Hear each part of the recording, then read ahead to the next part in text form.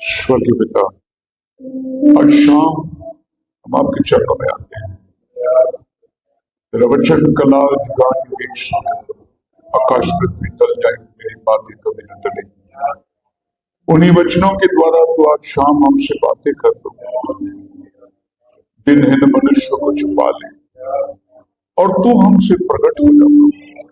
अपने वचनों के द्वारा तू हमसे बातें कर, कहने पाए एमौस की तरह, जब वचन हो रहा था हमारा दिल चल रहा था, क्योंकि तेरा वचन दो धारी तलवार है, तेरा वचन हथौड़ा है प्रभु, तेरा वचन आर पार करता है, तेरा वचन अटल है।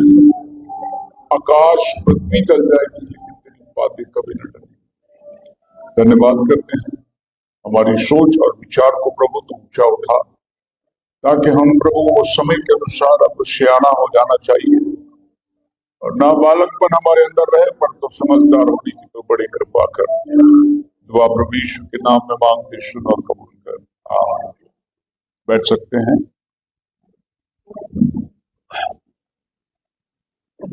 Praise the Lord. प्रभु का नाम को धन्यवाद करते हैं इस अद्भुत समय के लिए, और जो उपकार प्रभु ने हम पर किया है बहुत बड़ा है, और हम धन्यवाद के देने के काबिल है, क्योंकि जो काम उसने हमारे जीवन में किया है वो बड़ा काम है। बोलो हालेलुया। सो मैं चाहूंगा आज की संदेश उस वचन को ले लो जहां लिखा है कि मैं लिखने पर था, एक आवानी आई, मत लिखना। 10:4 जी। मैं लिखने पर था, स्वर्ग से एक शब्द सुना, जी हाँ, उन्हें मत लिख। मैं लिखने पर था लेकिन एक आवाज आई, मत लिख। क्या ऐसी चीज थी जो प्रभु ने यूहन्ना से कहा कि मत लिख?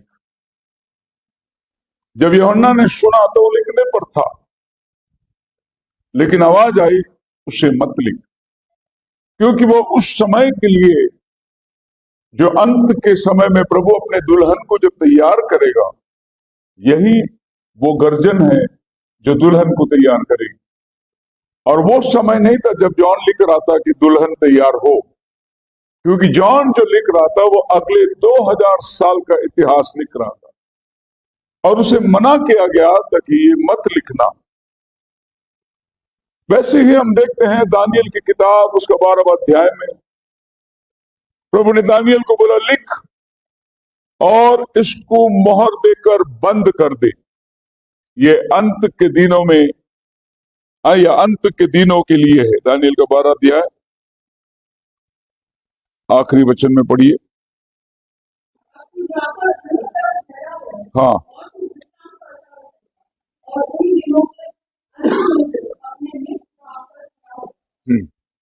उन दिनों के अंत में तू अपने निज भाग पर खड़ा होगा। और जो बातें तो लिख रहा है, 12:4 में लिखा है, ये बातें इस पुस्तक पर तू मुहर देकर अंत समय तक के लिए बंद रह। अब ये इस समय के लिए नहीं है, ये अंत समय के लिए है। आज लोग जब हमसे पूछते हैं आप कौन से मिनिस्ट्री से जुड़े हुए हैं, तो हम कहते हैं एंड टाइम मिनिस्ट्री। बोले एंड टाइम मिनिस्ट्री क्या है? ये अंत समय के लिए गुप्त रख हुआ है एंड टाइम मिनिस्ट्री। एक समय आने वाला है जिसको हम लोग अंत समय बोलेंगे, और उसके बाद समय नहीं होगा। उसी को बोलते हैं अंत का समय, यानी समय का अंत होगा, फिर उसके आगे समय नहीं होगी। क्योंकि प्रकाशित वाक्य 10:6 में लिखा है, 10:6 में जीवता है, हाँ हाँ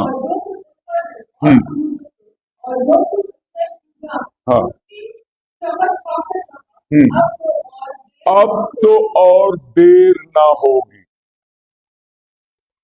टाइम शैल बी नो मोर। अब और देर ना होगी मतलब देर अलग चीज है, टाइम अलग चीज है। देर ना होगी मतलब अभी आगे और आदि धकेला ना जाएगा। लेकिन इंग्लिश बाइबल बोलता है टाइम का खात्मा होगा, समय का खात्मा होगा। फिर ये घड़ियाल नहीं चलेगी जो घड़ियाल में हम लोग आज टाइम देख रहे हैं। हम लोग समय के उस पार चले जाएंगे। अभी हम लोग समय के अंतर्गत दबे हुए हैं और समय हमें अनुमति देती है। लेकिन एक समय आएगा जब समय ही नहीं रहेगा तो आप कौन से समय को देखेंगे? टाइम जो है लैप्स हो जाएगी और उसी को बोलते हैं एटर्निटी। हमेशा की जिंदगी क्या है? हमेशा की जिंदगी वो है जहां समय नहीं है, वहां ना मरण है, वहां ना कमजोरी है, ना बीमारी है, वहां ना शुरुआत है, ना अंत है, ना आदि अंत है। उसी को कहते हैं एटर्निटी। तो हम लोग एटर्निटी में चले जाएंगे। उस समय तक के लिए ये बातें जो तू सुन रहा है मत ली, ये उस समय के लिए है जब समय का खात्मा होगा। और ये 7 गर्जन जो यूहन्ना को सुनाई दी वो समय के अंदर ये रिवील होने वाला है। हालेलुया। आज सवेरे आपने ये संदेश सुना होगा, समय के बारे में हम बात कर रहे हैं कि कितना कठिन समय में हम लोग अभी गुजर रहे हैं। जबकि बाइबल के एज़ेकिएल 38, 39 पूरी चैप्टर जो है हमारे सामने खुल के आ रही है। और जिन जिन देशों का नाम बाइबल में लिखा है वो सारा देश हमारे सामने आ रही है। और हम देखते हैं कि किस तरीके से प्रोफेसी फुलफिल हो रहा है। अब इस प्रोफेसी का हम लोग एक अंश है। ये खाली प्रोफेसी नहीं है, इस प्रोफेसी का हमारा एक अंश है, इसमें एक हमारा रोल है। हालेलुया। जब प्रभु यीशु मसीह पानी में उतर के आया, यूहन्ना बपतिस्मा दे रहा था, वे दोनों आपस में आके खड़े हो गए। क्या कहा प्रभु यीशु मसीह ने? यूहन्ना मत्ती की किताब 3 अध्याय 16 और 17 वचन पढ़िए। Matthew chapter 3 verse 16-17। और ये हाँ, तुरंत पानी में से ऊपर आया और उसके लिए आकाश आगे ऊपर वाली वचन पढ़िए। जब यूहन्ना के पास आया, यूहन्ना ने कहा, यीशु ने उसको उत्तर दिया, जी अब तो ऐसा ही होने दे, हाँ, क्योंकि हमें इस रीति से सब धार्मिकता को पूरा करना उचित है। हमें। जॉन बोला, प्रभु आप मेरे पास आ रहे बपतिस्मा लेने? क्योंकि जॉन ने प्रभु को पहचान लिया। पर यीशु ने क्या कहा? होने दे, हमें, हम दोनों को मिलकर सारी धार्मिकता को पूरा करना है। किसको? हम दोनों को, हमें। फिर आप जान देंगे जब जॉन इस बात को छुपा के रखा तो ये रिवील होने का टाइम जब आएगा, वहां पर इसी तरीके से 2 व्यक्ति होंगे जिनको मिलकर वो काम पूरा करना है।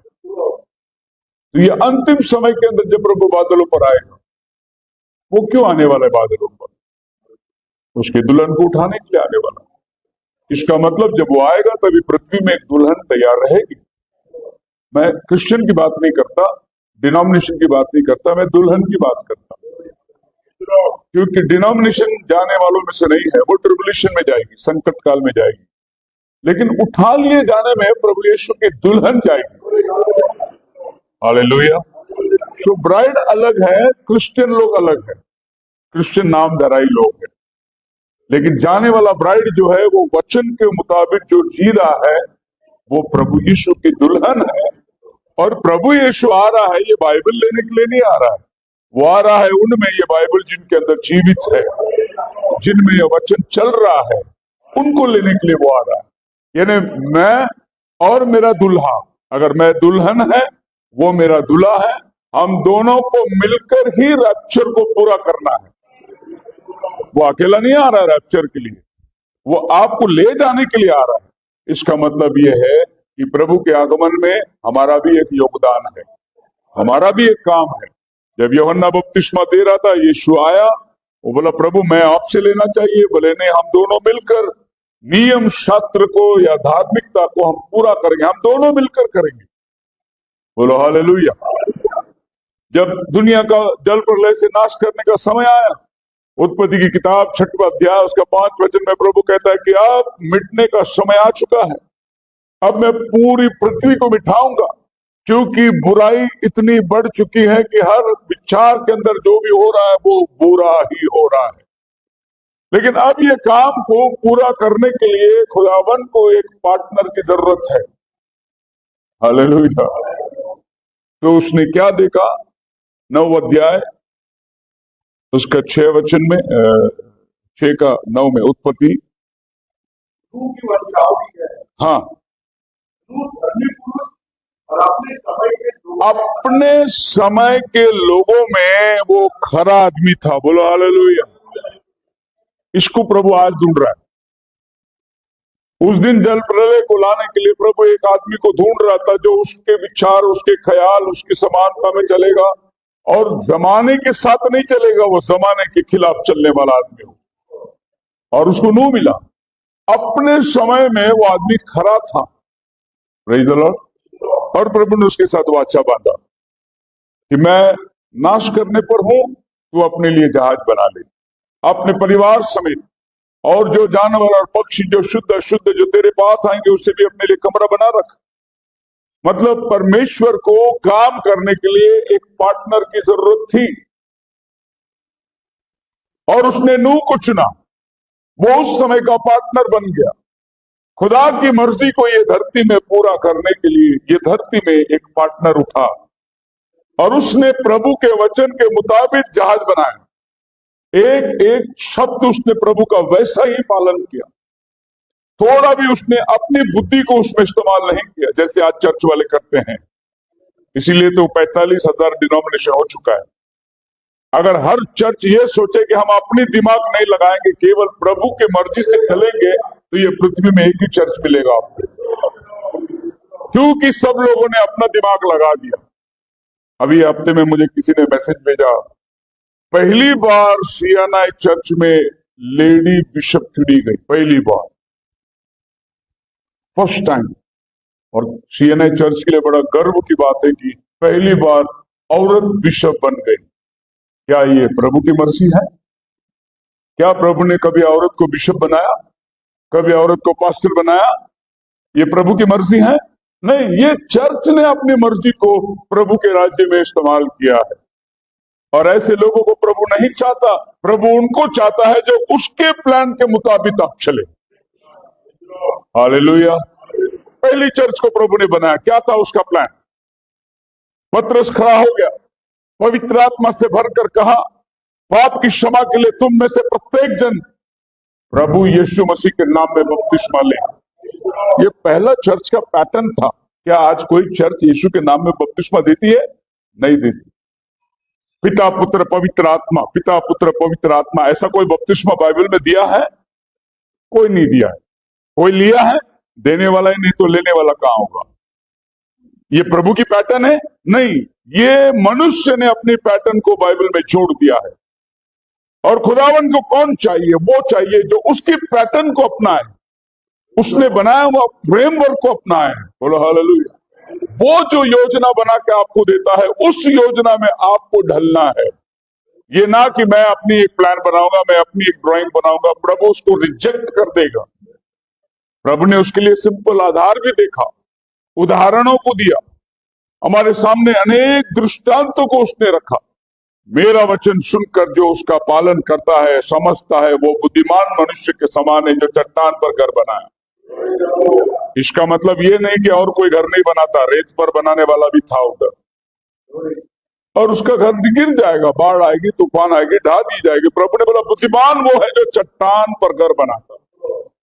फिर आप ये मत सोचिए कि आबिल ने बलिदान चढ़ाई, नहीं, कैन ने भी वेदी बनाया, उसने भी बलिदान चढ़ाया प्रभु को, पर प्रभु को वो पसंद नहीं था। प्रभु को ये पसंद था, क्योंकि ये प्रभु की मर्जी के अनुसार चल रहा था। और कैन ने अपनी बुद्धि को इस्तेमाल किया कि मेरे फसलों में पहला फल मैं प्रभु को लाके दूंगा करके उसने अपना फसल लाकर वेदी पे रखा। लेकिन आबेल ने प्रभु की मर्जी को अपनाया। इब्रानी 11 अध्याय का 5 वचन पढ़ के देखिए, बाइबल क्या कहती है। हिब्रूस 11 चैप्टर 5 में क्या 4 में है, देखिए। और विश्वास से आबिल ने कैन से उत्तम बलिदान चढ़ाई। विश्वास से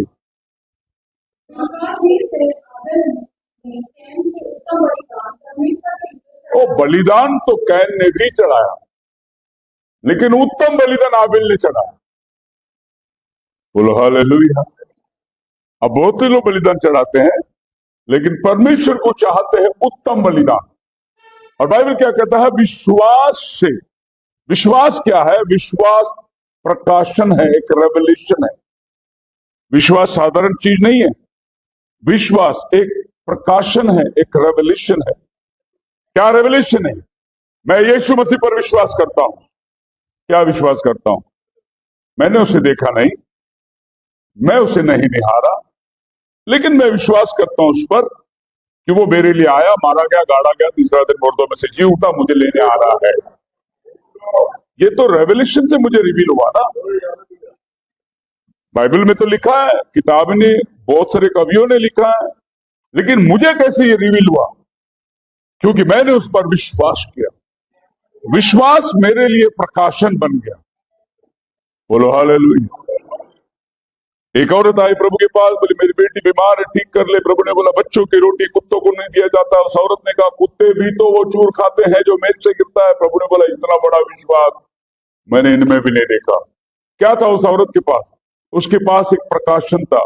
बोला प्रभु पूरा रोटी नहीं चलेगा, चूर भी तो कुत्ते खाते हैं ना, कुत्ते ही सही, क्योंकि अन्य जातियों को कुत्ता बोला गया, हम तो अन्य जाति है ही है, हम पूरा रोटी नहीं मांगते प्रभु, लेकिन आप बताइए कि वो मेज से गिरा हुआ चूर तो कुत्ते ही खाते हैं ना, उतना भी मिल जाए हमें। प्रभु ने बोला इनसे बड़ा विश्वास इसके पास है। तो फेथ क्या है? रेवलेशन है। और आपके पास अगर विश्वास ही नहीं तो रेवलेशन ही नहीं। इब्रानी 1:1 में लिखा है फेथ इज अ सब्सटेंस। विश्वास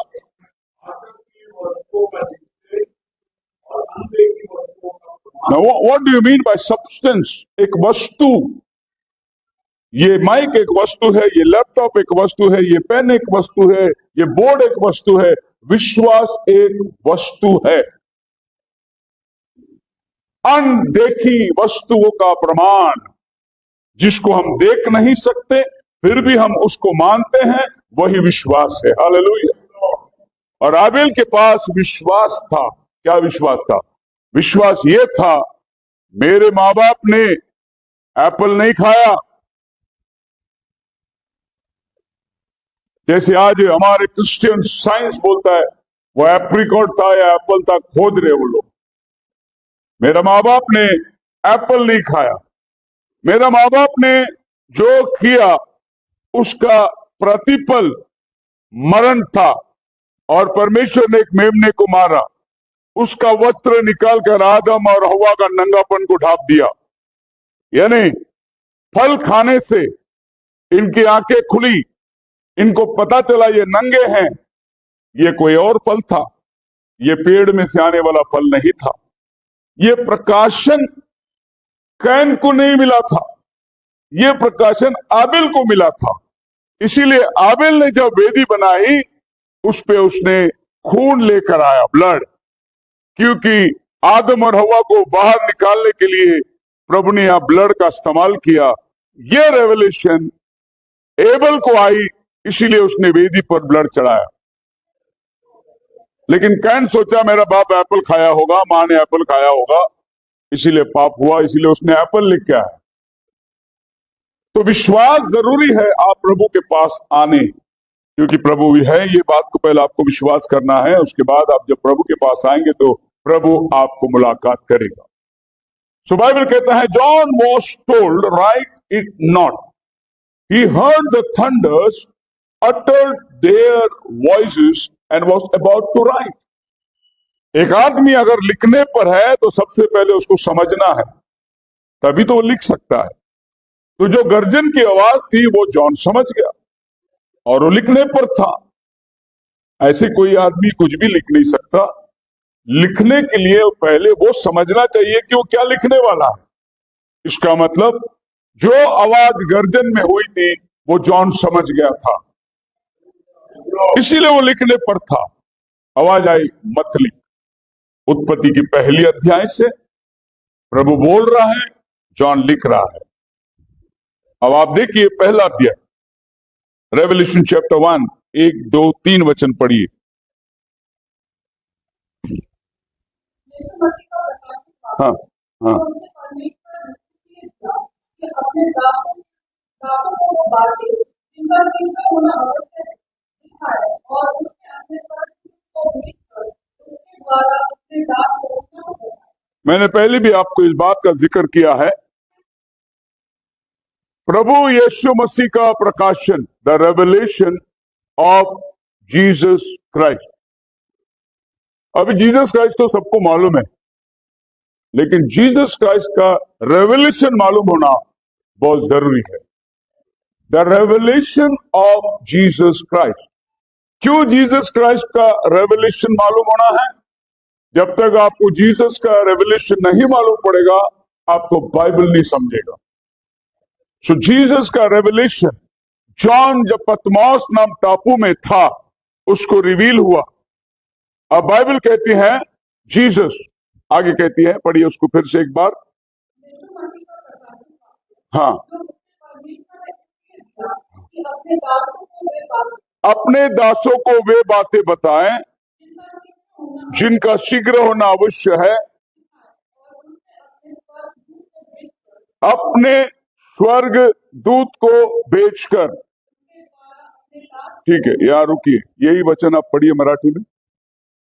प्रभु यीशु मसीह का प्रकाशित ये सब आपको उनके पास जो है फिर लोगों को फिर उनके दास का पहला देवा पति प्राप्त है पहले देवाची वचन को प्राप्त है नहीं, मैं उस पर ध्यान देना चाहता हूं, स्वर्गदूत। और उसने अपने स्वर्ग को ये जो पर्सन है, इसको हिंदी बाइबल बोलता है स्वर्गदूत। स्वर्गदूत का मतलब है हेवनली एंजल, लेकिन इंग्लिश बाइबल पढ़िए।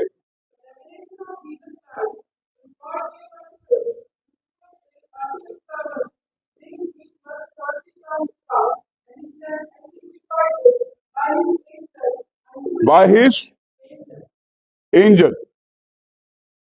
It's not heavenly angel, it's just angel.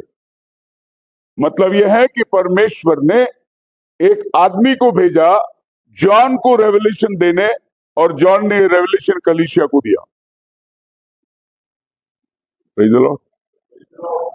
ये बाय हैंड पास होके आ रहा है आपके पास। डायरेक्ट जॉन के पास रेवलेशन नहीं आया, रेवलेशन किसी और को दिया गया, वो लाके जॉन को दे रहा है, जॉन चर्च को दे रहा है। और आज हम लोग जो बैठे हैं चर्च, इस रेवलेशन को सुन रहे हैं। अब किसने सोचा कि इसके अंदर 3 आदमी की जगह है करके? किसी को मालूम ही नहीं। इसीलिए जानना जरूरी है, the revelation of Jesus Christ. उसने अब हिंदी बाइबल पढ़ेगा तो लोग कंफ्यूज हो जाएंगे, क्योंकि वहां लिखा है स्वर्गदूत को भेजा, स्वर्गदूत को नहीं भेजा। क्योंकि स्वर्ग को जो दूत है वो कलीसिया के दूत नहीं बनते। अब प्रकाशित वाक्य 2 अध्याय पहला वचन पढ़ के देखिए। पहला कलीसिया का नाम है इफिसुस। इफिसुस की कलीसिया के दूत को लिख। अभी ये वचन अगर आप इंग्लिश में पढ़ोगे तो हिंदी वाला इधर थोड़ा समझदारी किया है, अच्छा हो गया, इधर स्वर्गदूत नहीं लिखा उसने बोला इफिसुस के दूत को लिख। अब यहाँ उसको समझ में आ रहा है कि स्वर्गदूत नहीं है, ये इपिस्करास कलीसिया के दूत है। उसी तरीके से ये स्वर्गदूत नहीं है, ये जमीन का एक दूत है जो संदेश को ले आकर जॉन को दे रहा है। हालेलुया। अब इपिस्करास चर्च को कोई एंजल थोड़ी पास्टर बन के आया, एक जमीनी आदमी इफिसुस का कलीसिया का पास्टर बना, उसको कलीसिया का दूत कहा गया। और इंग्लिश में दोनों वर्ड को एंजल ही कहते हैं। मैसेंजर भी एंजल ही है, और एंजल जो हेवनली है उसको भी एंजल ही लिखा है। प्रभु ने अपने मैसेंजर को भेजा और उन 7 गर्जन को, what could the reason and he was told to write, not to write what he heard. क्या कारण हो सकता है कि जो उसने सुना उसको नहीं लिखना? Simply because he had done that, he would be breaking the scripture. अगर जॉन लिखता तो वचन तोड़ता हो, और जॉन को वचन पूर्ण करना है, इसीलिए उसने नहीं लिखा। क्योंकि अगर वो लिख देता तो फिर जब सातवां दूत ये धरती में आएगा उसके लिए कोई काम नहीं बचा। इसके लिए ये सेवेंथ मैसेंजर जब आने वाला है धरती पर, उसका काम है वो थंडर की मिस्ट्री को खोलना। इसके लिए प्रभु ने बोला जॉन को मत लिख। अगर वो लिख देता तो फिर बाद में खोलने वाला कौन होता? फिर आगे जब बाइबल पढ़ के जाओगे 7 वचन के अंदर पढ़िए, 10 का 7। सूरज उगने पर होने वाले प्रकृति गुणों में परमेश्वर का गुप्त मनोरथ उस दिन समाचार के अनुसार जो उसने अपने दास जब 7वें दूत की तुरी देने के दिनों में, अब यहां फिर हम लोग थोड़ा टाइम रुकेंगे। 7वें दूत के शब्द देनों के दिनों में, और इसको इंग्लिश में ऐसा लिखा है, the days of the voice of the seventh angel. So ये डेज को आप ले लोगे तो हेवनली एंजल जो है उनको डेज नहीं होता, नाइट नहीं होता, वो हेवनली बीइंग है। उनको हमारे जैसा शरीर नहीं है कि हम लोग को रात और दिन बिताए। तो ये 7वां दूत जो है इसको दिन है। इसका मतलब 7वां दूत ये धरती में जब आएगा वो तुरी फूकेगा। जॉन को बोला तू मत लिख, वो 7वां दूत खोलने वाला है। अगर तू अभी खोल दे तो फिर वो 7वां दूत का काम कुछ नहीं रहेगा, और वो अभी नहीं खुलना है, वो आखिरी कलीसिया काल में ही खुलना है। इसके लिए तू उसको अभी मत लिख। बोलो हालेलुया। नहीं लिखने का मतलब है मिस्ट्री। नहीं लिखने का मतलब क्या है? मिस्ट्री, गुप्त बात। मत लिख उस बात को, उसे गुप्त रख। अब देखने जाए मिस्ट्री क्या है जो जॉन ने नहीं लिखा। क्या ऐसी कोई बात है जो नहीं लिखी गई, उसको हम लोग अनुमान कर सकते हैं, उसके ऊपर हम लोग अर्थ लगा सकते हैं? जो नहीं लिखी गई हम कभी नहीं कर सकते। जो लिखी गई उसी के ऊपर हम अनुमान कर सकते हैं। जो नहीं लिखी गई उसके ऊपर हम क्या बोल सकते हैं कि क्या लिखा हुआ है, क्यों लिखा हुआ है, कौन से समय में लिखा हुआ है, किसके लिए लिखा हुआ है, हम लोग अंदाज नहीं लगा सकते। The mystery that he was not to write about, जो गुप्त बातें उसे लिखने से मना कर दिया गया और वो नहीं बोलना चाहता था। आपको पता होगा कि नबी ने एक संदेश को प्रचार करना चाहा, और उस संदेश का नाम था the trail of the serpent. Trail of the serpent. और प्रभु ने बोला मत प्रचार करिए। सर्प की चाल, ये नबी प्रचार करने वाला था। प्रभु ने बोला नहीं प्रचार करना है, क्योंकि सर्प की चाल सबको नहीं मालूम पड़ना है। सर्प की चाल जो है प्रभु ने केवल अपने चुने हुओं को दिया है, सबको रिवील करने के लिए नहीं। लिखी जाए तो सब पढ़ेंगे, उसको गुप्त रखा जाए। मैं अपने नियुक्त समय में जिनको रिवील करना है उनको रिवील करूंगा, सबके लिए नहीं है। आप मेरे साथ हैं? अगर आप 7 सील किताब पढ़े होंगे, 7 सील, उसमें 7th सील में आखिरी कुछ पेज को नबी ने प्रचार किया। प्रचार करने के बाद उसने वो टेप ले लिया, बोला टेप दे दो मेरे को, और टेप घर में लेके गया, और उसने आखिरी कुछ भाग को टेप काट दिया उसने, और वहां नबी ने बैठकर कुछ दूसरा रिकॉर्डिंग किया। और वो टेप जो पहले का रिकॉर्डिंग किया था, नबी ने उसको अपने ड्रॉअर में डाल दिया, और उनको वो कैसेट लौटा दिया जिसको नबी ने घर में बैठ के रिकॉर्डिंग किया। जब रिकॉर्डिंग करने वाला उसको सुन रहा था तो एक जगह आने के बाद नबी का आवाज चेंज हो जाता है। इससे मालूम पड़ता है कि ये प्रचार नहीं किया गया है, ये घर में जाकर रिकॉर्डिंग किया गया है। लेकिन अब ये लोग परेशान है कि क्या ऐसी चीज थी जो नबी ने निकाल दिया, प्रचार नहीं किया।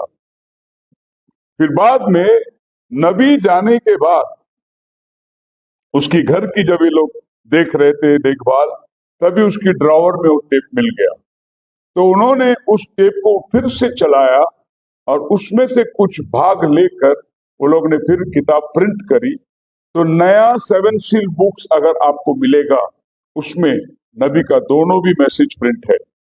लेकिन पुराना संदेश में वो टाइम पे एक ही नबी मैसेज प्रीच किया, उसके पास में उनके पास में वो वाला संदेश नहीं था जिनको नबी ने निकाला। मेरा कहने का मतलब ये है, वो बोल दिया लेकिन बाद में बोला अरे ये तो बात मैं नहीं बोलना चाहिए था। फिर वो जाकर उसको निकाल दिया टेप में से। आप मेरे साथ है? हालेलुया। मतलब नबी ये सोचता था कि क्या बोलना है क्या नहीं बोलना है, कौन से समय में।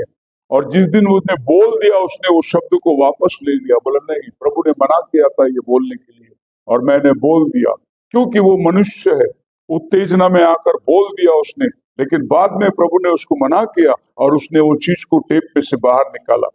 अगर आपको किसी को चाहिए तो मेरे पास है 7 बुक्स, 7 सील का बुक जिनपे दोनों भी मैसेज है, मैं आपको जरूर पढ़ के सुना सकता हूँ। तो ये मैसेज को अगर आप देखोगे,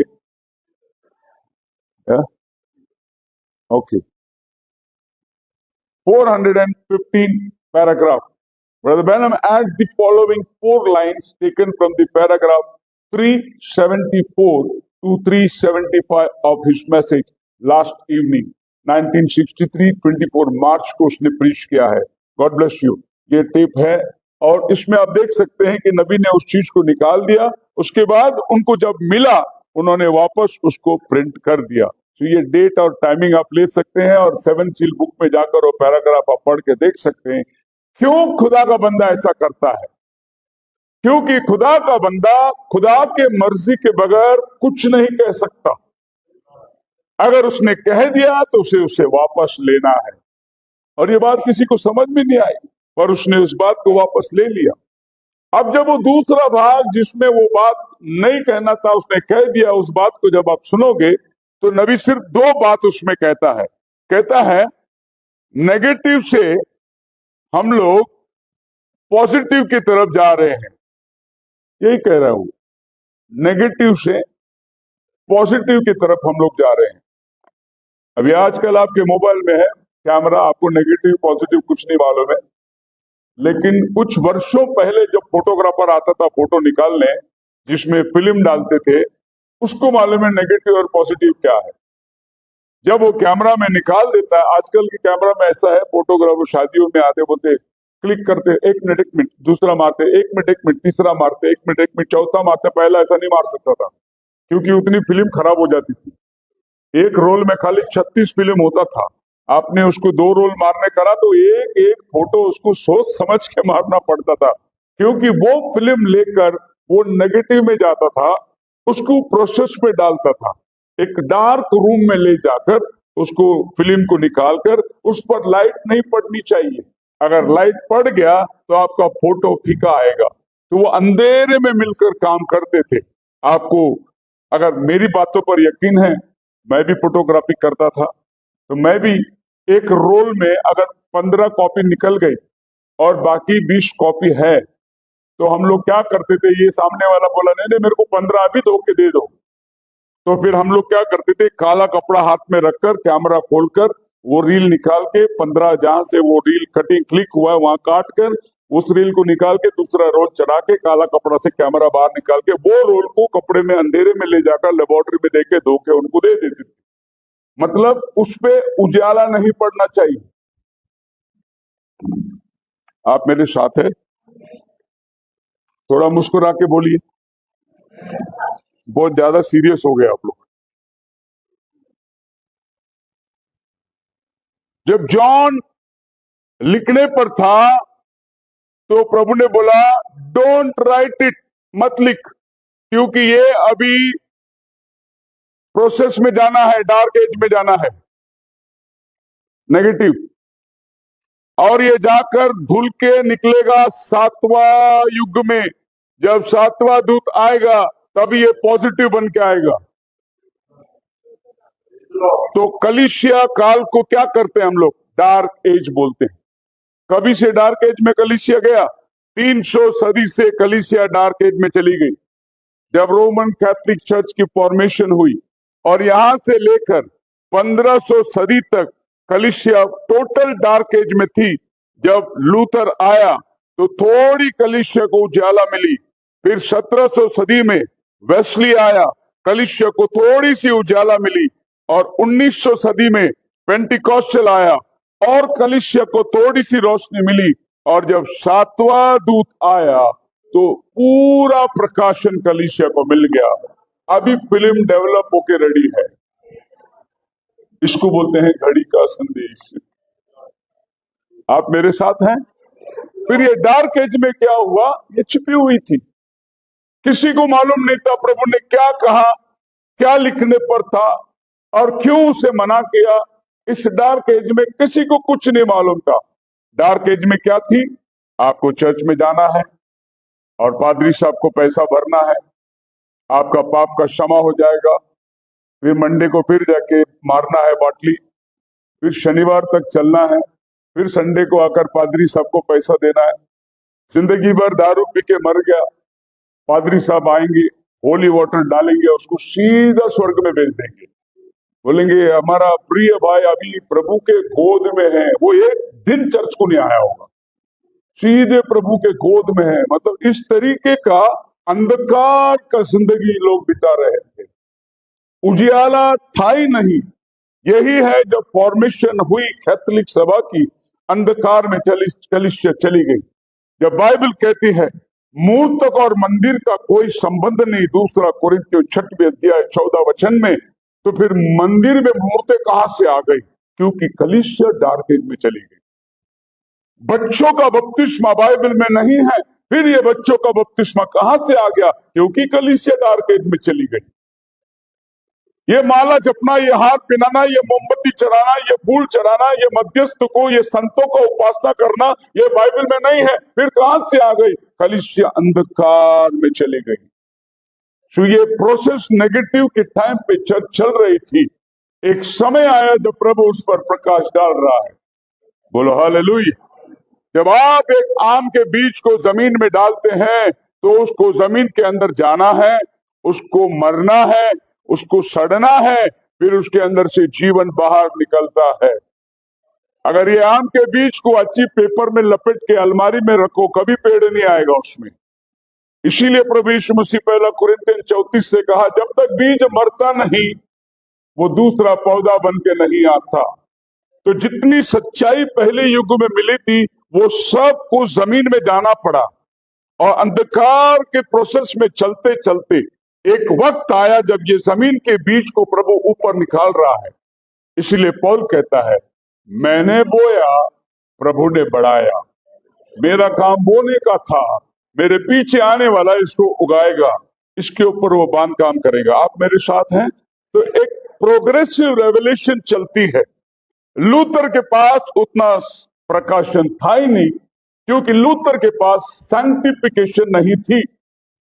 लूथर चर्च में आते आते सिगरेट पी के आता था, हर सरमन के बाद वो सिगरेट पीता था। उसके पास सैंक्टिटी नहीं थी, पवित्रता नहीं थी। लेकिन उसका अगला मैसेज क्या आया? जब जॉन वेस्ली आया, क्या मैसेज को लाया? शुद्धिकरण का मैसेज को जॉन वेस्ली ने लाया। सैंक्टिटी चाहिए, शुद्धिकरण चाहिए। और इनकी पैटर्न को देखकर मेथोडिस्ट चर्च की स्थापना हुई। तो जॉन वेस्ली देखा कि लूथर के पास शुद्धता नहीं थी, उसने शुद्धता को लेकर आया, जिसको बोलते हैं सैंक्टिफिकेशन। लेकिन लूथर सैंक्टिफिकेशन को नहीं लेकर आया, उसने जस्टिफिकेशन को लेकर आया। क्यों जस्टिफिकेशन को लाया? धार्मिक ठहराया जाना। उसने क्या किया? मूर्ति पूजा से एक आदमी को बाहर निकाला। मूर्त की उपासना, मूर्त कोई वस्तु नहीं है, और उसने उनमें से बाहर निकाला। उसके पास खाली धर्मी ठहराया जाना था, लेकिन शुद्धिकरण तक वो नहीं पहुंच पाया। सो उससे एक आगे का स्टेप वेस्ली के पास थी। वेस्ली लोगों को क्या किया? ला के डुबा के छोड़ता था, सैंक्टिफाई करता था, अपने आप को शुद्ध रखना है। इसी समय में नाज़रीन चर्च की स्थापना हुई। सो नाज़रीन चर्च का क्या सोच था? हमको पवित्र रहना है, हमको अपने आप को शुद्ध रखना है, होलीनेस को मेंटेन करना है। नाज़रीन लोग सबसे ज्यादा होलीनेस मेंटेन करने वाला चर्च है। लेकिन होलीनेस मेंटेन करने की जरूरत कब पड़ी? जब जॉन वेस्ली सिगरेट पीने वाला लूथर से लोगों को लेकर शुद्धिकरण में किया, अभी ये बर्तन जो शुद्ध हुआ है इसको खाली नहीं रखना है, तब पेंटिकॉस्टल वाला आया और पवित्र आत्मा उड़ेल दिया उनके अंदर। सो पेंटिकॉस्टल आकर पवित्र आत्मा डालने के लिए बर्तन साफ होना था। जॉन वेस्ली ने बर्तन साफ किया, लेकिन जॉन वेस्ली को बर्तन साफ करने के लिए हाथ में मिलना था। लूथर ने उनको डिनोमिनेशन से बाहर निकाला, तभी तो प्रोटेस्टेंट शुरुआत हुई। बोलो हालेलुया। आपको समझ में आ रहा है खुदावन प्रोसेस में कैसे काम करता है? मत लिख, ये अंत के समय के लिए गुप्त रख दे, वक्त आएगा वो समय ये मिस्ट्री लिखा जाएगा। ना नबी का किताब में दो सेवकाई दर्शाया गया है, एक है मलाकी 4, दूसरा है प्रकाशित वाक्य 10। ना अकॉर्डिंग टू मलाकी 4, वो पितरों का मन को पुत्रों की ओर और पुत्रों का मन को पितरों की ओर, ये काम में से एक काम इस मलाकी 4 को दिया गया है। लेकिन यही मलाकी 4 मलाकी 3 में भी आता है, लेकिन मलाकी 3 का काम वो नहीं जो 4 का काम था। अब मलाकी 3 का 1 से पढ़िए और फिर बाद में मलाकी 4 का 5 से पढ़िए। देखो मैंने अपने दूत को भेजा हाँ और वह मार्ग को मेरे आगे बढ़ाएगा। हाँ और वह तुम ढूंढते हो वो अचानक जी अपने मंदिर में आएगा। हाँ हाँ, बादशाह का बहुत दूत जिसे तुम चाहते हो तुम वो आता है, सेनाओं का यहोवा का यही करता है। परमेश्वर अपने दूत को आगे आगे भेजेगा कि अचानक वाचा का दूत वो मंदिर में आकर उपस्थित हो जाएगा। ना वाचा का दूत कौन है और मलाकी 3 में जो दूत है वो दूत कौन है? 2 अलग दूत है वहां पर। फिर से एक बार उसको पढ़िए, मलाकी 3। देखो मैं अपने दूत को भेजता अपने दूत को भेजता हूं, और वह मार्ग को वो मार्ग को मेरे तैयार करेगा। प्रभु जिसे तुम ढूंढते हो वो अचानक अपने मंदिर में आ जाएगा। मतलब ये दूत आने के पहले एक दूत आएगा, ये दूत रास्ता बनाएगा, फिर ये दूत आ जाएगा। ये दूत को क्या कहता है बाइबल? हाँ, ये दूत अपने मंदिर में अचानक आ जाएगा। आगे वो आता है, सेनाओं के यहोवा का यही वचन है। हम्म, परंतु उसके आने के देश का अंतर है। जी और जब वो दिखाई दे तब कौन खड़ा हो? क्योंकि वो सोनार के आग और गोभी के सामने समान है। का करंट का विस्तार करे। जीवन में रचित शी या जो विस्तार का विस्तार हो। okay, even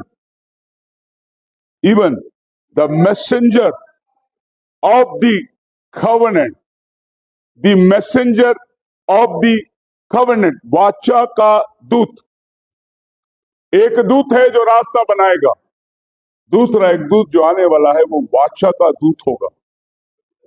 now what is mean by covenant? वाचा, क्या वाचा है? देखो, वाचा की पहचान देने के लिए ये दूत, प्रकाशित वाक्य 10 अध्याय 1 से लेके पढ़िए, यही दूत आ रहा है रेवलेशन के अंदर। फिर मैंने एक और शक्तिशाली स्वर्गदूत को बादल उड़े हुए स्वर्ग से ऊपर से देखा। उसके सिर पर मेघ धनुष था। यही है कॉवेनेंट। Praise the Lord. दूत मेघधनुष, प्रभु ने नोआ को क्या बोला?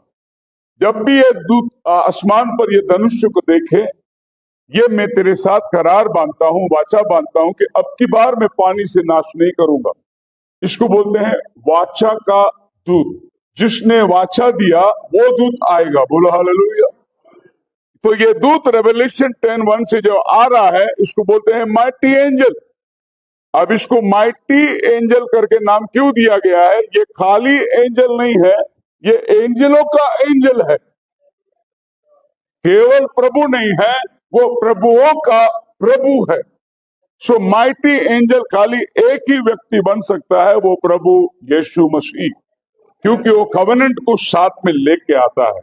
आप मेरे साथ है, बोलो hallelujah. 2, he will reveal the mysteries of the 7 thunders in Revelation 10। मतलब पहला काम उसका है मलाकी 4 और प्रकाशित वाक्य 10 के काम को पूरा करके, दूसरा काम उसका है जो गर्जन जॉन नहीं लिखा उस गर्जन को खोलने के लिए वो आएगा। ये 7वां दूत का काम है, बोलो hallelujah. Now who will reveal the thunder? Have these 7 thunders which equals 7 mysteries already been revealed? Question answer में सवाल पूछा नबी को कि वेद की बातें और गर्जन की बातें ये दोनों भी खुल गई हैं। Were they revealed in the 7 seals, but are yet not known to us as a thunder? हो सकता है कि 7 मोहरों में खुल गई पर हमें पता नहीं। आंसर नबी क्या बोलता है? They were revealed in the 7 seals।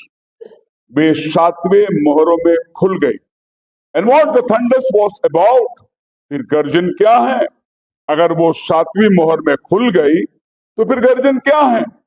तो हम देखेंगे 7वीं मोहर में वो कैसे खुलती है। अभी आइए प्रकाशित वाक्य 6वें अध्याय उसका पहला वचन पढ़िए। फिर मैं देखा कि निर्णय ने उन 7 मोहरों में से एक को खोला, हाँ, और उन चारों प्राणियों में से एक का गर्जन का शब्द सा सुना। एक मोहर खुला सील, उसके बाद में उन 4 प्राणियों में से, हाँ, सो पहला प्राणी जो है लायन। अब ये 4 प्राणी को पढ़ना है तो रेवलेशन 4:7 में पढ़िए।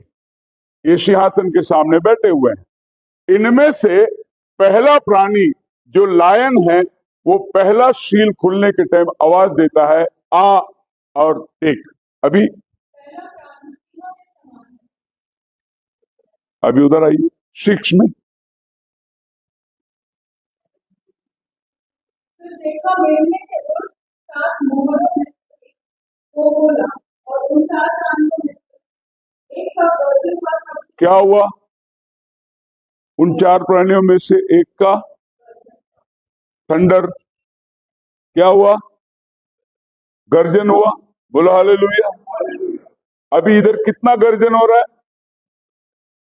एक गर्जन हो रहा है। कितना गर्जन? लेकिन जॉन ने कितना गर्जन सुना? उसमें से एक गर्जन अभी हो रहा है। Praise the Lord. So John ने जो गर्जन सुना वो 10वां अध्याय में सुना।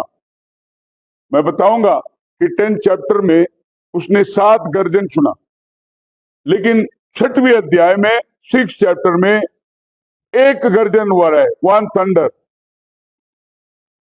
इसी तरीके से जब दूसरा मोहर खुला दूसरा गर्जन हुआ, जब तीसरा मोहर खुला तीसरा गर्जन हुआ, जब चौथी मोहर खुली तो चौथा गर्जन हो गया। इस तरीके से रेवलेशन चैप्टर 6 के अंदर जब पूरी मोहर खुलती है, सिर्फ 6 मोहर खुलती है, तो 6 गर्जन यहां हो चुका है। कितना? एक गर्जन और बाकी है, वो आगे चलकर दूसरे अध्याय के अंदर खुलती है। अभी आप यहां पर क्या देखते हैं कि जो गर्जन एक साथ 10वां अध्याय में जॉन ने सुना, लेकिन 6वें अध्याय में वही गर्जन एक एक करके सुन रहा है वो। अब कुल मिलाकर गर्जन है क्या? Simple. The people take the quote of Brother Branham, it's not even written in the word. Thinking of it's not written. Then some man or man would get revelation one day of something or not written in the word.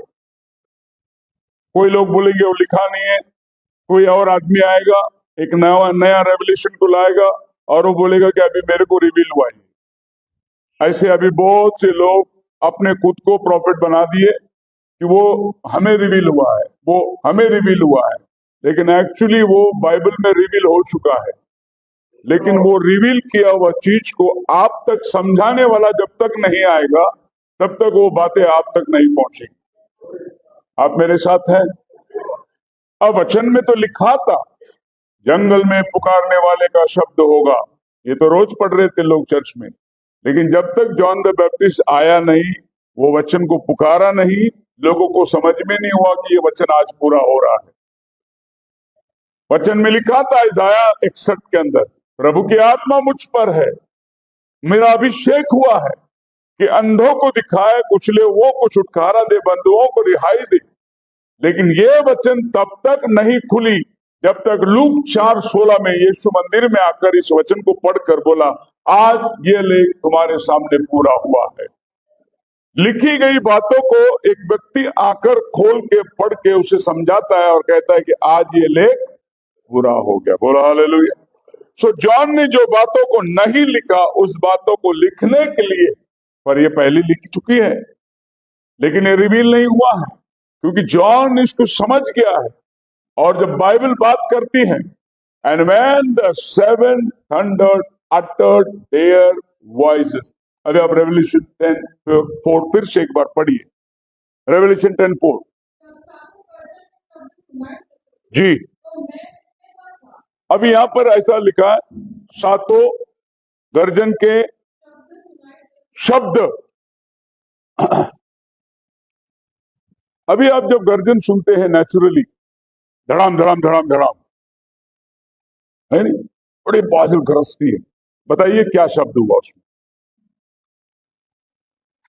तो आप ध्यान में रखिए, ये वो धड़म धड़म धड़म वाला गर्जन नहीं है, ये शब्दों वाला गर्जन है। जब वो गर्जन हुआ उसकी शब्द सुनाई दी।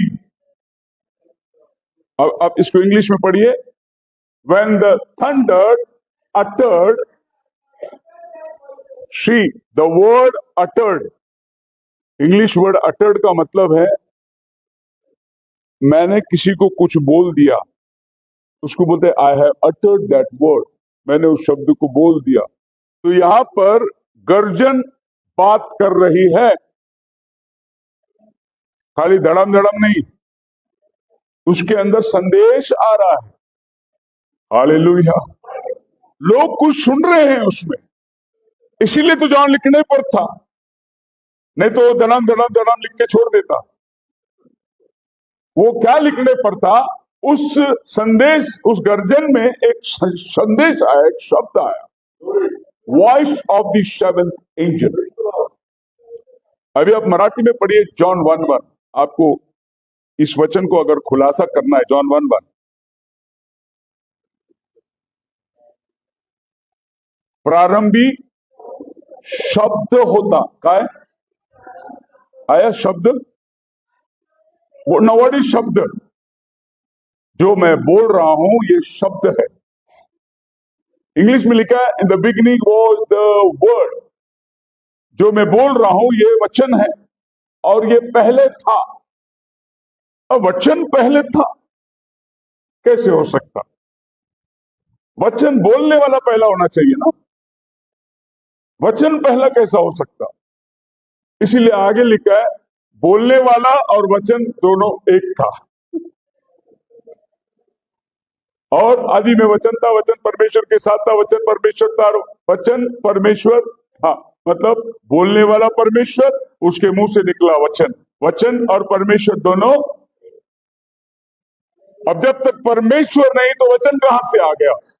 इसीलिए आपका बाइबल बोलता है in the beginning was the word, मतलब जॉन बोलता है वर्ड को बिगिनिंग है, लेकिन जिस गॉड ने वर्ड को अटर किया उसको बिगिनिंग नहीं है।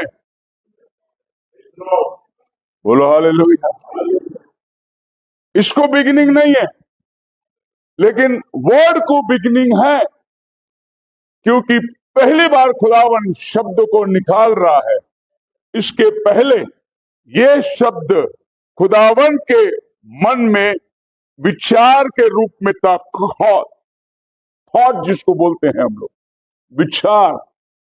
खुदावन ने सोचा था एक आकाश बनाएगा, खुदावन ने सोचा था एक चंद्रमा बनाएगा, ये विचार थी उसकी, लेकिन जब उसने उस विचार को अपने अंदर से बाहर निकाला, वो वचन बन गया, उजियाला हो जा।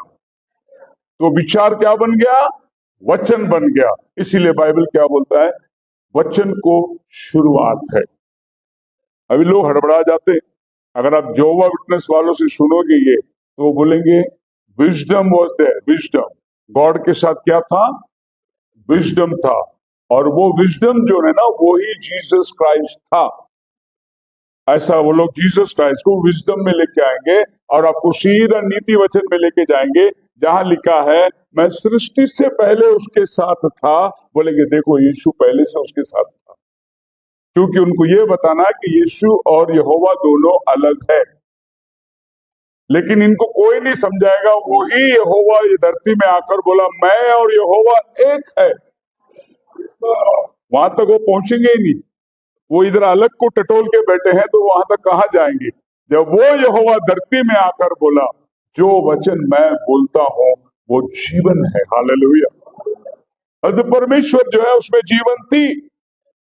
अब आप अगर इस बात को गौर करेंगे, in the beginning was the word. चलो ये बिगिनिंग वर्ड को फिर एक बार हम पढ़ेंगे जेनेसिस की किताब में, चैप्टर 1 वर्स 1। अभी आपको समझ में आता होगा कि आदि में परमेश्वर ने आकाश और पृथ्वी की सृष्टि की। अब यहां पर भी इंग्लिश बाइबल बोलता है in the beginning God created heaven and earth. मतलब क्रिएशन जब उसने किया तो पहला पहला आकाश और पृथ्वी का निर्माण किया। उससे पहले जब ये आकाश को बनाया, यही खुदावन के अंदर विचारधारा में थी। वो विचारधारा जब शब्दों में बदल गई, वो शब्द जब मैनिफेस्ट हो गया, तब चांद आ गया, सूरज आ गया। उसको बोलते हैं मैनिफेस्टेशन। अभी जॉन चैप्टर 1 वर्स 14 पढ़िए, आपको मैनिफेस्टेशन का अर्थ मालूम पड़ेगा। वचन इंग्लिश में पढ़िए। वचन क्या हो गया? And the word was made flash. वचन देह धारी हो गया, मतलब देह बनने से पहले वचन था। आप मेरे साथ है बोलो हालेलुया। जी, मैं ऐसी बातें आपके सामने लाने की कोशिश कर रहा हूं जिसके लिए मुझे इतनी फाउंडेशन डालनी पड़ रही। अगर ये बुनियाद आपने ठीक तरीके से समझ गया, तो जो बातें मैं आपसे कहने जा रहा हूं वो बहुत आसानी से समझ जाएगा। अगर ये बातें ना समझ में आए, तो वो बात आपको समझ में नहीं आएगी। That cannot be no means what he meant. Why? Because you cannot add one word or take without getting the place. प्रकाशित वाक्य 22 अध्याय में लिखा है, इसमें से तू एक बात निकाल भी नहीं सकता, इसमें तू एक बात जोड़ भी नहीं सकता। तो जॉन को बोला प्रभु ने मत लिख, तो नहीं लिखना है। अगर वो लिखता तो जोड़ गया होता, अगर जुड़ता तो वचन, परमेश्वर का वचन टूटता। तो उसने बोला नहीं लिखना, मतलब नहीं लिखना। आप मेरे साथ हैं? प्रभु ने बोला नहीं जाना, बोले तो नहीं जाना। प्रभु ने बोला नहीं खाना, तो नहीं खाना। शैतान ने बोला खा के देखो। खा के देखने की बात ही दूर है, जब बात नहीं खाना है तो नहीं खाना है। नहीं खाओगे तो तुम ऐसे हो जाओगे, तुम परमेश्वर के समान हो जाओगे, तुम्हारी आंखें खुल जाएगी। वहां तक आपको जाने की जरूरत ही नहीं है। खुदा ने कह दिया नहीं खाना। हालेलुया। खुदा ने कह दिया कि स्त्री प्रचार ना करे, फिर आपको वहां तक जाने की जरूरत नहीं जिधर पौल कहता है प्रभु में हम सब एक है। ये बात पौल को मालूम नहीं था, हमारा बिशप सबको मालूम पड़ा। पौल अनजान था। पौल ने जब कहा कि स्त्री कलीसिया में खामोश रहे, ये बात मालूम नहीं पड़ा। आज हमारे बिशप साहब लोग को मालूम पड़ता है कि देखो, एक तो अभी बंदा यूट्यूब में बोल रहा है कि जब बाइबल के अंदर स्त्री प्रोफेसी कर सकी या प्रोफेसी किया है, तो 5 फोल्ड मिनिस्ट्री के अंदर स्त्री भी है, ऐसा वो बोलता है। हाँ, बाइबल में स्त्री देबोरा प्रोफेसी करी है, फिलिप की बेटियां थी प्रोफेसी करी है, और भी औरतें थी जो भविष्यवाणी करी है। लेकिन स्त्री भविष्यवाणी करी इसीलिए वो पाइपल मिनिस्ट्री में हो सकता है, ये सरासर गलत है। कैसे? पाइपल मिनिस्ट्री पढ़ के देखिए क्या बोलता है, एफिसियों की किताब 4 अध्याय उसके 11 वचन।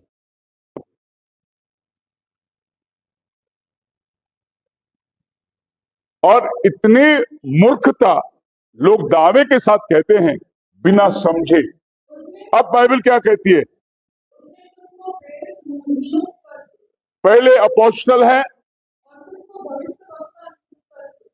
हाँ, प्रोफेट नियुक्त करके, इवेंजलिस्ट नियुक्त करके, पास्टर नियुक्त करके, टीचर नियुक्त करके। हालेलुया। अभी ये कहता है कि एक औरत अगर भविष्यवाणी करती है तो ये जो प्रॉफिट है, यहां पर औरत आ गई तो औरत भी पाइपल मिनिस्ट्री में शामिल है, ऐसा टीचिंग है। लेकिन मैं बोलता हूं सरासर गलत है, क्योंकि जब आप लैंग्वेज में आ जाओगे तो औरत को प्रोफेटस करके लिखते हैं। क्या लिखते हैं? प्रोफेटस, भविष्यद्वक्तिन। ये भविष्यद्वक्तिन हो सकती है, लेकिन ये भविष्यद्वक्ता में शामिल नहीं हो सकती। ये स्त्रीलिंग है, ये पुल्लिंग है। बोलो हालेलुया। अब इतना नहीं समझता, क्या करे, उसको नेम और नेम्स में फर्क नहीं मालूम पड़ा उनको। प्रभु यीशु मसीह ने कहा पिता पुत्र पवित्र आत्मा के नाम से, नामों से नहीं। इधर ही वो ठोकर खाया तो ये प्रॉफिट उसको कैसे समझेगा? आप मेरे साथ हैं? तो ऐसे ऐसे टीवी में बात करने वाले, हम बोलते आओ सामने बैठ के बात करो, वो बोलता हमारा प्रिंसिपल ही नहीं है वो। आप यूट्यूब में बात करो, यूट्यूब में कौन बात करेगा? आसमान को देख के कौन थूकेगा? सामने बैठे तो पता चलेगा कैसे मार पड़ती है। हम हवा में बुक्के मारने वाले थोड़ी, सामने दिखो बराबर मारेंगे शॉट, आदमी उधर ही गिरना चाहिए नीचे। आप मेरे साथ हैं? तो लोगों को इसकी समझ ही नहीं आई, और लोग जो है रेवोल्यूशन की बात करने लगे। सरासर मूर्ख है। ब्रदर ब्रैनम कहते हैं, बड़े अफसोस वाली बात होगी आपको कि पहला औरत ने जब पहला प्रचार किया, आदम को बगीचा छोड़ना पड़ा। और वही औरत अगर आज पुलपिट में प्रचार करेगी तो चर्च को स्वर्ग छोड़ना पड़ेगा, क्योंकि हव्वा ने आदम को बाहर लेके गया प्रभु की समक्षता से। आज भी औरत वही करेगी, क्योंकि बाइबल ऐसे ही कहता है, मैं नहीं कहता। पहला तीमुथियुस 2 अध्याय उसका 11, 12, 13 पढ़िए, आप देखो बाइबल क्या कहती है। ये मेरा शब्द नहीं है।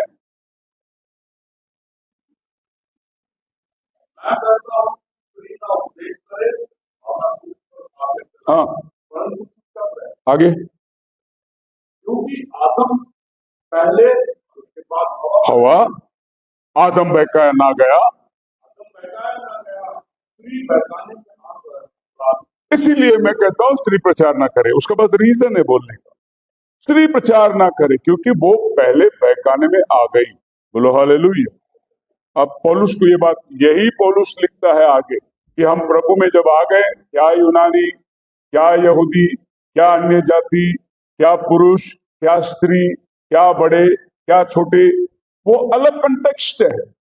वो ये है कि आप चर्च में जब आते हैं तो पवित्र आत्मा या खुदा के समूह, अब सब समानता में है, अब सब इक्वल है, कोई बड़ा नहीं कोई छोटा नहीं, उसका कंटेक्स्ट अलग है, उसको लेकर इधर ना मिलाएं। और लोग इसको इधर मिला देंगे अपना काम पूरा करने के लिए। अभी आप देख सकते हैं इस मैसेज के अंदर नबी ने 7 seal, church edges, Hebrews, trumpets, इतना सब प्रचार कर दिया। तो किसी ने नबी के पास आकर बोला, आप तो एक बाइबल लिख सकते हैं। और नबी ने बोला, जरूर लिख सकता हूं, लेकिन बाइबल कहता है कुछ भी जोड़ना नहीं, तो मैं कैसे लिख सकता हूं? हालेलुया। आप इतना प्रकाशन दे रहे हैं, इतनी रेवलेशन दे रहे हैं। आप 7 सील का बुक ले लो और चर्च एजेस का बुक ले लो, दोनों बुक को साथ में रखो, आपका बाइबल का साइज देखो, उसका साइज देखो, दोनों का साइज एक जैसे दिखाई देगा, बल्कि उससे बढ़कर ये बुक दिखाई देगा। फिर बाइबल लिख सकता है या नहीं? जरूर लिख सकता है। भाई ब्रनम भी बोला yes, but you see I couldn't do that, लेकिन मैं नहीं कर सकता वो काम। अब जॉन को बोल सकते थे आप, भाई सुन तो लिया है ना, लिख देना। भाई नहीं लिख सकता हूं, सुना मैं, समझ गया मैं, लेकिन लिखने को मना है, इसके लिए मैं लिख नहीं सकता। भाई आपको क्या मालूम है जरा बताओ? वो मैं नहीं बता सकता, क्योंकि वो बात मुझ में, मेरे पास ही रखना है, वो मैं तुमको नहीं दे सकता, मैं नहीं लिख सकता। नबी को भी नया बाइबल लिखने के लिए बोले थे लोगों ने, वो बोला मैं नहीं लिखूंगा, क्योंकि जो लिखी गई उसके अलावा मैं कुछ नहीं लिख सकता।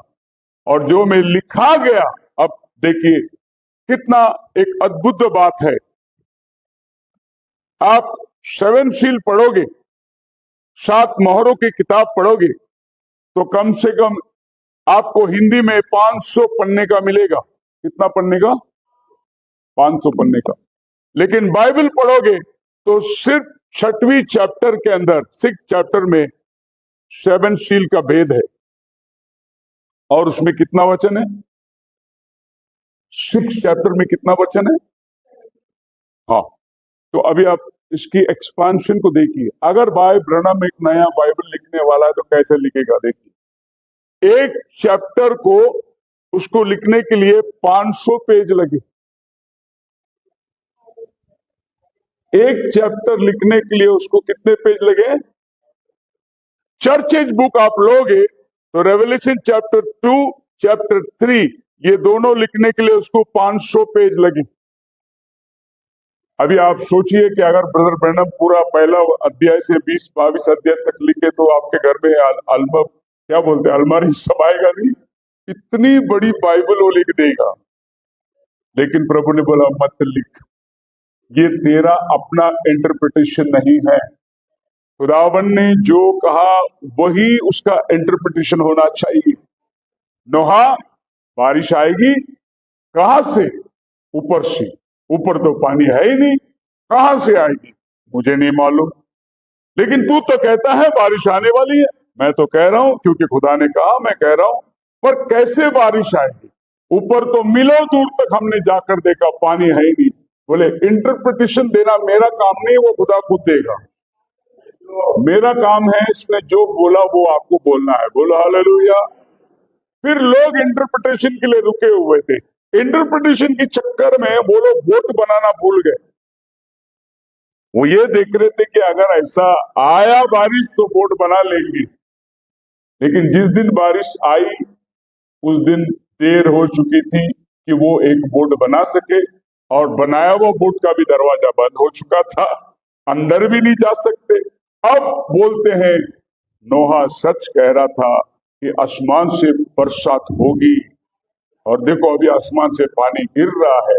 उस दिन हमने सोचा कि ऊपर पानी है ही नहीं, पानी कहां से आएगी? नबी कहता है God is his own interpreter. खुदावन अपना खुद अनुवादक है। हालेलुया। ऐसा एक दिन आया खुलेआम कहा, परमेश्वर आप भी तुम्हें एक चिन्ह देगा, एक बारी गर्भवती होगी। बड़े बड़े डॉक्टर लोग, साइंटिस्ट लोग उधर आ गए, बोले आइजाया आज तक तो हम आपको प्रॉफिट मानते थे, लेकिन आज आप लोग कैसे आपको प्रॉफिट माने? कुंवारी गर्भवती कैसी होगी? हमको एक्सप्लेन करो। आइजाया ने बोला मैं देख रहा हूं, प्रभु आप ही एक चिन्ह दे रहा है, कुंवारी गर्भवती होगी, बस मैं एक्सप्लेनेशन नहीं दे सकता। और ये वचन चलते चलते 100 साल, 200 साल, 300 साल, 400 साल बनती 700 साल के बाद वो वचन जो यशायाह ने कहा था एक मरियम के कोख में उतर कर आ गया, और मरियम के कोख में कुंवारी के पेट में बच्चा तैयार हो रहा है। हालेलुया। अनुवाद कौन किया? खुदा ने बोला तो वही अनुवाद करेगा। आपको उसको इंटरप्रिटेशन देने की जरूरत आप कभी भी मत करिए। इसका अनुमान ये हो सकता है, इसका मीनिंग ये हो सकता है, खुदावन ने कहा उसका मतलब ऐसा था, यीशु ने उस दिन इसीलिए ऐसा किया क्योंकि उधर यीशु यीशु नाम बहुत थे। पतरस ने इसलिए यीशु के नाम में बपतिस्मा दिया कि लोगों को यीशु के नाम से बहुत ज्यादा परिचय थी। नहीं, पाप की क्षमा के लिए एक ही नाम आया है, ये प्रकाशन है, वो प्रकाशन नहीं है। आप मेरे साथ है, बोलो hallelujah. So it has to be something that's already in the word, but sealed to the understanding of man. अगर आपने कुछ लिखना है तो वो पहले वचन में होना है, बस उसकी समझदारी के लिए आप लिख सकते हैं। लेकिन अगर वचन के बाहर लिख के जाओगे तो परमेश्वर के मर्जी के बाहर चले जाओगे। जो अंदर है उसी को लिखना। मैं जो बोल रहा हूं अंदर जो है वही बोल रहा हूं, इसके बाहर अगर मैं बोलने लगूं तो मैं खुदा के मर्जी के बाहर चले जाऊंगा। मुझे उसके अंतर्गत होकर ही बात करना है। इसीलिए नबी हमेशा बोलता है, जिस दिन तक वचन मेरे हाथ में है तुम मेरे साथ रहो, जिस दिन मैंने वचन को छोड़ा उस दिन तुम भी मुझे छोड़ देना। बोलो हालेलुया। और इस चर्च के आगे मैं भी ये कहता हूं, जिस दिन तक आपको लगे पास्टर शेखर वचन प्रचार करता है, आप रहो पास्टर के साथ। जिस दिन आपको लगे पास्टर ने वचन छोड़ दिया, उस दिन आप पास्टर को छोड़ दो, वचन को पकड़े रहो, क्योंकि वचन ही तुम्हें न्याय आसन पे लाने वाला है। बोलो hallelujah. So through the ages men guessed it, but only when the seventh angel sounded his trumpet, then we know what the mystery was. इन युगों के अंदर सिर्फ अनुमान करते थे, ऐसा हो सकता है, ऐसा हो सकता है। आज की तारीख में भी लोग यही अनुमान करते हैं कि 7 मोहर संकट काल के 7 साल जब शुरू होगी तब वो आएगा। पहला घोड़ा आएगा, दूसरा घोड़ा आएगा, तीसरा घोड़ा आएगा, संकट काल में आएगा। बड़े बड़े रेवल्यूशन प्रीच करने वाले इस पुणे शहर में मैंने हैंडबिल पढ़ के देखा, वो बोलते 7 इयर्स के ट्रिब्यूलेशन में लाल घोड़ा आएगा, पीला घोड़ा आएगा, सफेद घोड़ा आएगा। लेकिन अगर आप संदेश पढ़ो तो आपको समझ में आएगा, बाइबल पढ़ो तो समझ में आएगा, पहला घोड़ा पहला युग में आ गया था,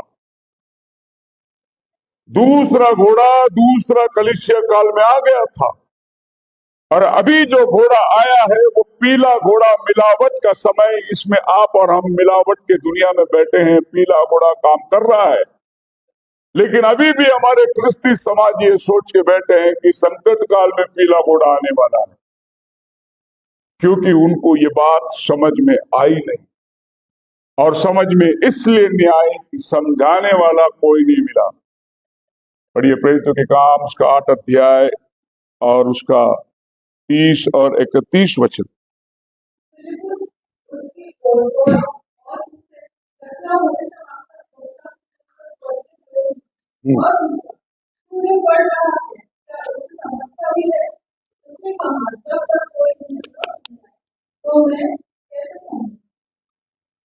फिलिप्पुस जाकर खोजे से पूछा, तू जो पढ़ता है समझता भी है क्या? खोजा मन का सच्चा आदमी था। उसने बोला, जब तक कोई नहीं समझाए मैं कैसे समझूं? आज पूछो, तू जो पढ़ता है समझता है क्या? बोले, तेरे से ज्यादा समझता बोलेगा। लेकिन फिलिप्पुस मन की सच्चाई से बोला, जब तक कोई समझाता नहीं मैं कैसे समझूं? बाइबल तो पढ़ ही रहा था, वो आइज़ाया की किताब पढ़ रहा था, लेकिन समझ नहीं रहा था। समझाने के लिए प्रभु ने फिलिप को भेजा, और फिलिप जंगल में आने के लिए रथ के साथ दौड़ रहा है, समझाने के लिए। जो पढ़ रहा है उसे समझाने के लिए। ऐसे हर युग में खुदावन ने एक एक बंदे को भेजा, जो भी वचन लोग पढ़े उनको समझाने के लिए। कलीसिया काल के अंदर लोग आते गए, आते गए, आते गए, वो बातें समझाने के लिए, क्योंकि लोग पढ़कर नहीं समझ सकते, इसीलिए खुदा के तरफ से एक समझाने वाले का आना जरूरी है। प्रकाशन प्रभु वैसे जॉन को दे सकता था, लेकिन जॉन को नहीं दिया। प्रभु ने एक मध्यस्थ को रखकर जॉन को भेजा, बोला जा उसको समझा दे ताकि वो कलीसिया को समझाए। खुदावन ने समय को जाना, 400 साल पूरा हो गया, इजराइल का छुटकारा का टाइम आ चुका है। मैंने अब्राहम को वायदा किया था 400 साल के बाद मैं छुड़ाऊं